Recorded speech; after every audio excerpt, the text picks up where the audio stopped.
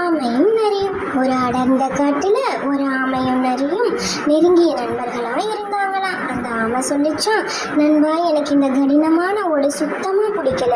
இது இருக்கிறதுனால தான் என்னால் ஓடவும் முடியல, நடக்கவும் முடியல, பறக்கவும் முடியலன்னு ரொம்ப வருத்தப்பட்டுச்சான். நண்பா, இறைவன் கொடுத்த உடலமைப்பு ஒவ்வொரு மிருகத்துக்கும் மாறுபடும்.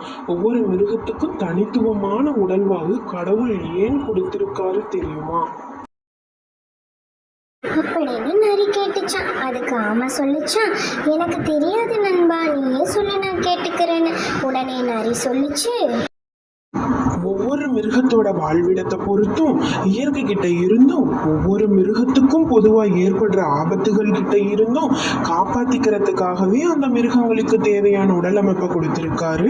உன்னோட உடல்ல இருக்கிற கனமான ஓடு கூட உனக்கு உதவி செய்யறதுக்கு தான் அமைஞ்சிருக்கும். அதனால அந்த ஓட்டை பார்த்து வருத்தப்படாதன்னு ஆறுதல் சொல்லிச்சான் நரி.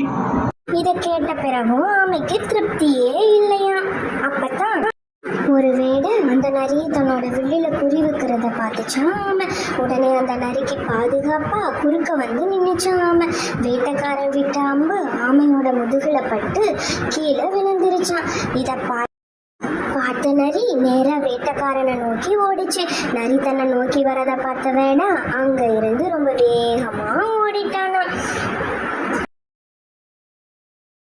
இப்ப பாத்தியா, உன்னோட கனமான ஓடுதான் உன்னையும் என்னையும் காப்பாத்துச்சு.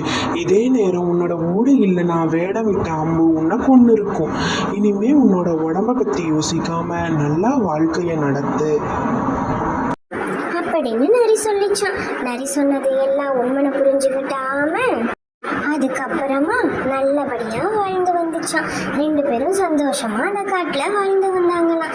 இந்த கதை உங்களுக்கு பிடிச்சிருந்தா லைக் பண்ணுங்க, ஷேர் பண்ணுங்க, கமெண்ட் பண்ணுங்க. மறக்காம பிரதீக்ஷா பிரின்சி சேனலை மறக்காம சப்ஸ்கிரைப் பண்ணிக்கோங்க. மீண்டும் அடுத்த கதையில் சந்திக்கலாம். பாய்.